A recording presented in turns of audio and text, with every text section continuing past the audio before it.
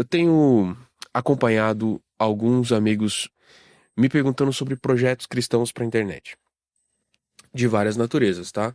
Eu acompanhei ao longo dos anos o surgimento, o nascimento, a morte, o apodrecimento e a ressurreição de vários projetos cristãos ao longo do tempo, de muitas naturezas. Eu vou focar em uma coisa aqui, que é projeto para internet. Um canal para YouTube, um coletivo que fale na internet de textos, que fale de imagem, todo tipo de projeto evangelístico ou apologético cristão para a internet. O que as pessoas precisam começar a entender? Tem gente que chega para mim e me pergunta assim: é da vontade de Deus que eu faça um projeto de evangelização na internet? Aí eu fico olhando e falando assim: você não sabe bem o que é vontade de Deus ou não. Deus tem uma vontade objetiva, certo?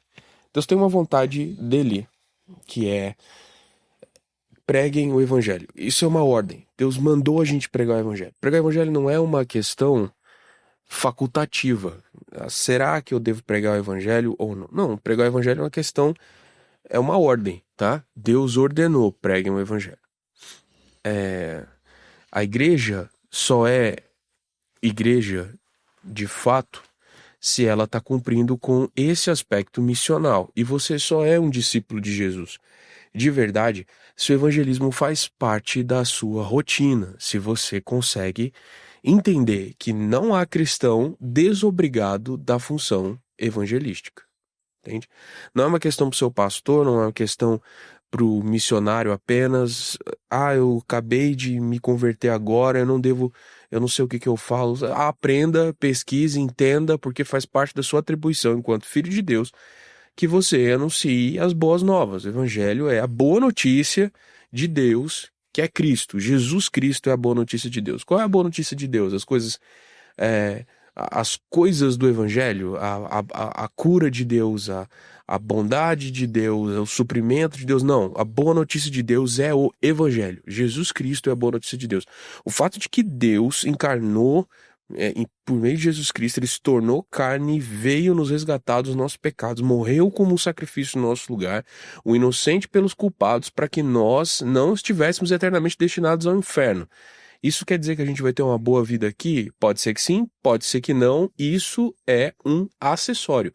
O central da coisa é Deus nos ama o suficiente para entregar o seu filho por nós.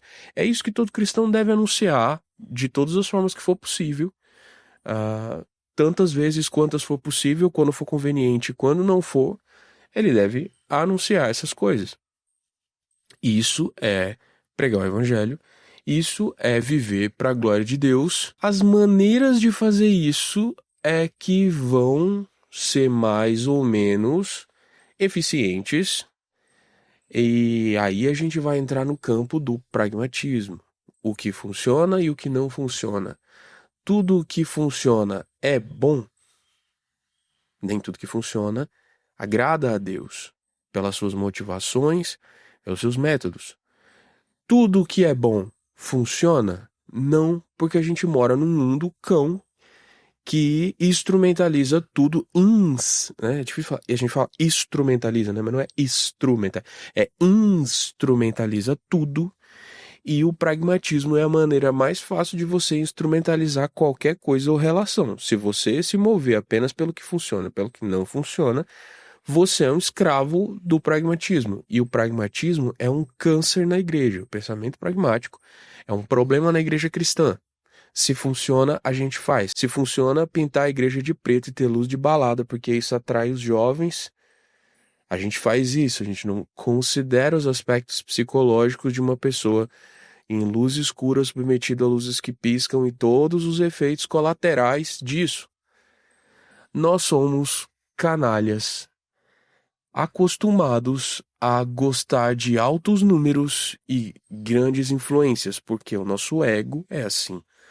A gente é muito facilmente cooptado pelos números, como se eles pudessem significar que uma coisa é boa ou não.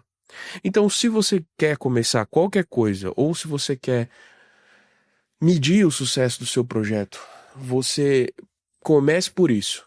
Deus entende as coisas de maneira diferente de nós e os números cristãos são números estranhos.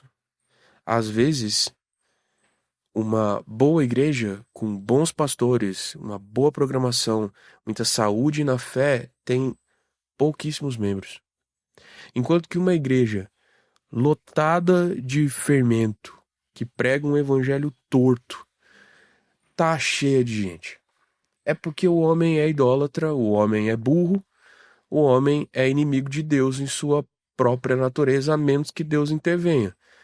Não é uma igreja de crente, é uma igreja cheia de incrédulo lá dentro, que está calando a sua consciência, achando que está se aproximando de Deus, só porque está congregando em algum lugar em que o nome de Jesus é mencionado bastante. A mesma coisa acontece quando a gente vai trabalhar com projetos de divulgação do evangelho, sejam de evangelismo, sejam apologéticos, sejam de ensino, enfim. A boa teologia pode atingir altos resultados. Há canais de teologia cristã muito saudáveis e com excelentes números. Agora, como que eles chegaram nisso? Muito trabalho, muito esforço, muita constância. Fazer as coisas repetidamente, batendo com a cabeça na pedra, até que alguma coisa funcione, ou não. E aí é importante a gente analisar o seguinte: não venha com grandes expectativas para nenhum projeto. Assim, se você vai começar alguma coisa, entenda que você está num mundo que te odeia. E a internet não é um ecossistema em que coisas bíblicas florescem e dão frutos com facilidade. Aqui, a gente existe ainda por uma concessão. E é por isso que eu me sinto tão chateado com o meu próprio canal no YouTube, que é um canal que obteve a permissão de existir nesse ecossistema e alcançou números relevantes, mas por conta da minha falta de tempo e de não ser uma prioridade para mim, eu não exploro esse veículo. Mas às vezes surge a necessidade de sangrar alguma coisa aqui. E aí, esse é o momento. A gente está aqui na internet por uma concessão. E eu digo isso em todos os ecossistemas. Não ache que o Twitter, por exemplo, atualmente o X, que está sendo governado por um conservador, vai ser um ambiente em que o verdadeiro evangelho vai prosperar por muito tempo. Até porque o conservadorismo moderno tem muito pouco de evangelho e bastante de idolatria política e de ideologia, de qualquer forma. Eles querem criar um paraíso na Terra, né? Do mesmo jeito que os caras de esquerda querem. Eles querem criar um paraíso conservador e liberal, enquanto que o evangelho, na verdade, não corresponde às expectativas políticas absolutas de um lado nem de outro. Assim, o verdadeiro evangelho ofende esses caras. O verdadeiro evangelho ofende esses caras. Enquanto a mentalidade cristã for útil para os poderosos, eles vão usá-la. Na hora que não for útil mais, eles vão devorar os cristãos. Essa é uma coisa que sempre aconteceu. Né? Roma fez isso. Mas não era disso que eu tava falando. Eu tava falando de projetos de internet, certo? A janela de tempo que a gente tem é agora. A oportunidade é agora. Na verdade, essa janela, ela começou um pouco mais lá atrás. Vamos considerar que quando eu comecei o canal no YouTube, 10, 15 anos atrás, 12 anos atrás, Bernardo já era nascido. Grandes canais surgiram, grandes experiências surgiram e produziram muitos frutos. Alguns morreram, outros estão aí até hoje. Os caras que estão aí até hoje são heróis. Algumas denominações surgiram por conta desse projeto e eu louvo a Deus de ter participado desse início, embora na borda, né? Que é sempre onde eu tô, né? Na borda das coisas, nunca tô no epicentro, tô sempre na fronteirinha lá. Meu lugar é esse. E o que eu consigo entender é que foi muito legal. Quem persistiu colheu frutos disso. Quem achou a linguagem, achou o nicho, colheu frutos disso. Mas os números inflados de internet também geraram monstros e demônios, né? Tá aí os da vida que não deixa a gente mentir, que são caras que têm números gigantescos, mas pouquíssima relevância em termos de teologia cristã de fato, né? A internet criou esses monstros. ou na verdade criou não, permitiu que esses monstros alcançassem o tamanho, né, gigantesco que eles têm hoje. Agora, o que que a gente vai extrair daí? Começar agora é mais difícil, mas a gente entende melhor o ecossistema hoje do que entendia antigamente. A gente entende melhor as ferramentas. A questão é que essas ferramentas estão mudando. Elas estão constantemente mudando. A única coisa que não muda é o verdadeiro evangelho pode ou não alcançar multidões. E quando ele alcança multidões, ele pode ou não converter o coração de muitos. O verdadeiro evangelho, ele entra em muitos ouvidos, mas habita em poucos corações. Essa é uma realidade que a gente não tem como mudar, tá? Você não tem como mudar, por mais bem intencionado que você seja. Então prepare-se para pregar para as paredes, cara. Você dá boas mensagens e não colher frutos disso, mas persista, porque a função do evangelista, a função do apologeta cristão é continuar o trabalho, independente do resultado. A nossa função é essa. Então, prepare o seu bolso, porque trabalhar com internet exige investimento. Prepare o seu bolso. Não invista caminhões de dinheiro, mas invista consistentemente. E se atualize das ferramentas, entenda como elas funcionam, faça um bom trabalho que faça sentido para você. Uma coisa que a internet tem a mania é de tentar nos moldar ao ecossistema. Então, porque o algoritmo funciona melhor assim, porque a divulgação pega melhor se for desse jeito, porque, isso tudo, por mais funcional que seja, lá no final, altera a sua identidade. E alterando a sua identidade, altera a sua cosmovisão. E os frutos que você vai colher disso são frutos amargos. Porque você vai ter números grandes e um coração muito insatisfeito. Então, seja autêntico. Fale de verdade. Eu vou usar uma expressão meio pentecostal aqui. Fale de verdade, dê lugar vaso na terra para aquilo que Deus ministrou ao seu coração, de maneira legítima. Se é responder perguntas difíceis do cristianismo, faça isso. Se é ser uma pessoa poética e colorida na hora de falar, seja isso. Se você quer usar a música, seja isso. Divulgue o melhor que você pode. Trabalhe com as microcomunidades. A ideia é você juntar e detectar quem são as pessoas que se identificam com o que você está produzindo e que de alguma forma aquilo as ajuda. E aí você cria comunidade em torno dessas pessoas. Mas também não deixe a comunidade transformar você. Seja muito claro, muito transparente no seu discurso, de maneira que você não seja mal interpretado. Que as pessoas não empurrem você para lugares que você não quer ter. Que você não quer ficar. E seja criativo. Explore bem a criatividade. Seja transversal e horizontal também. Aprenda a se relacionar com outras pessoas. Trabalhe com colaboração. Aí você pode explorar os vários nichos. Tipo, você pode ser o cara da treta. Tem pastores que estão fazendo números muito grandes. São bons teólogos. Têm boas posições. Mas decidiram que o caminho da treta é o caminho deles crescerem. Eu não acho esse caminho edificante a longo prazo, porque me detonaria. Agora, se o cara consegue manter a fé dele e continuar sendo respeitoso com os seus irmãos, vivendo de treta em treta, aí é problema do cara. Eu não posso fazer nada com uma alma cebosa dessa. Toca o seu barco. Agora, tem gente que usa as oportunidades que as tretas dão para falar coisas edificantes e relevantes. Beleza. Segue teu caminho. Teu caminho é ter paz com todos? É isso que me preocupa.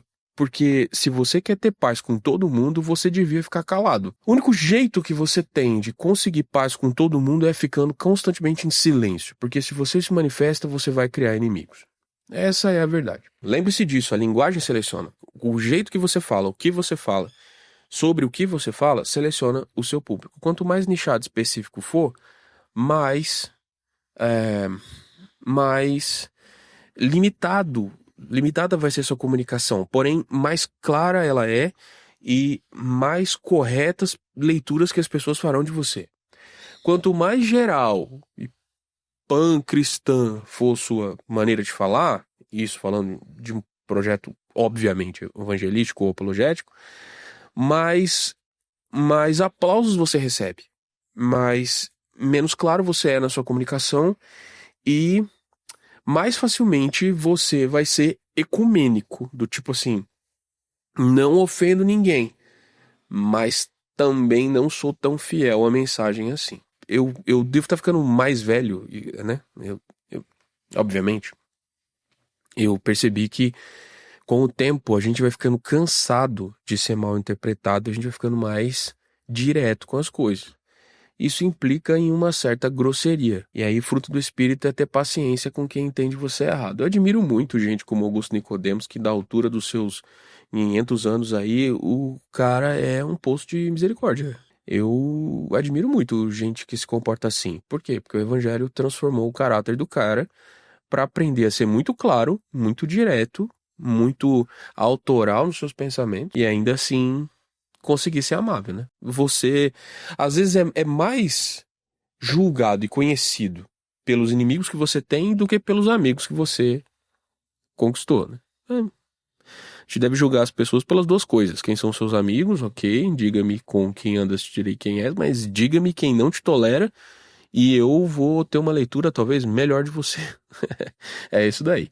Bom, eu quero iniciar uma temporada aqui e que eu sei que pouquíssima gente vai ouvir, e eu tô ok com isso, em que eu quero falar sobre essa ideia de evangelismo na internet, essa ideia de projetos cristãos. E eu posso estar atrasado uns 5 anos. Mas a verdade é que eu sempre falo isso com o Júnior Meirelles, sua Igreja Sou Luz. Às vezes a gente conversa, a gente ainda conversa, embora menos hoje do que antigamente. Nesse ano a gente ainda não se falou. Ô, Júnior, tudo bem? Você tá aí? A gente tá falando assim, cara, a gente começou projetos lá atrás, a gente parou esses projetos, e aquilo que a gente falava lá atrás ainda é relevante. Veio uma geração depois da gente, essa geração parou também, veio uma outra, agora tá todo mundo no TikTok, não sei o que tal, e, cara, o que a gente entendia e carregava lá atrás ainda é relevante. Parece que as pessoas não progrediram em pontos muito básicos do que significa produzir algum tipo de conteúdo para a internet que seja glorificando a Deus. As pessoas não cresceram, não entenderam. Há questões muito óbvias que ainda precisam ser anunciadas. Talvez seja um nicho a ser explorado, né? Bom, falei de muita coisa aqui, precisava desabafar. Na verdade, esse vídeo é específico para responder alguns amigos que me procuraram nesses últimos dias. Um abraço e até o próximo vídeo, ou não. Eu espero que tenha. Se não tiver, você vai ficar tranquilo com esse aqui. E é isso. Você está lidando com um cara velho e mal-humorado, que é o que eu sou, eu acho.